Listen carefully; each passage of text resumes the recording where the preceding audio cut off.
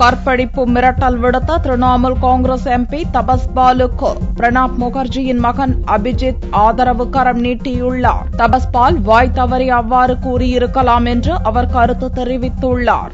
திரிணாமுல் காங்கிரஸ் கட்சியைச் சேர்ந்த எம்பி தபஸ் பால் மேற்கு வங்கத்தில் கூட்டத்தில் பேசும்போது மார்க்சிஸ்ட் கட்சியினர் திரிணாமுல் கட்சியினரை தாக்க முற்பட்டால் சும்மா விடமாட்டேன் என்றும் மார்க்சிஸ்ட் பெண்களை கற்பழிக்க ஆட்களை அனுப்புவேன் என்றும் கூறினார். இந்த சம்பவம் பெரும் சர்ச்சையாக உருவெடுத்ததை தொடர்ந்து பகிரங்கமாக மன்னிப்பு கேட்டார். ஆனாலும் அவரை எம்பி பதவியிலிருந்து தகுதி நீக்கம் செய்ய வேண்டும் என கம்யூனிஸ்ட் கட்சிகளின் மகளிர் அமைப்பு பிரதிநிதிகள் லோக்சபா சபாநாயகரை சந்தித்து வலியுறுத்தியுள்ளனர். இந்நிலையில் ஜனாதிபதி பிரணாப் முகர்ஜியின் மகன் அபிஜித் முகர்ஜி தபஸ் பாலுக்கு ஆதரவாக கருத்து கூறியுள்ளார். தபஸ் பால் வாய் தவறி அவ்வாறு கூறியிருக்கலாம் என்றும் மன்னிப்பு கேட்ட பிறகு விவகாரத்தை முடித்துக் கொள்வதே நல்லது என்றும் அபிஜித் முகர்ஜி கூறியுள்ளார்.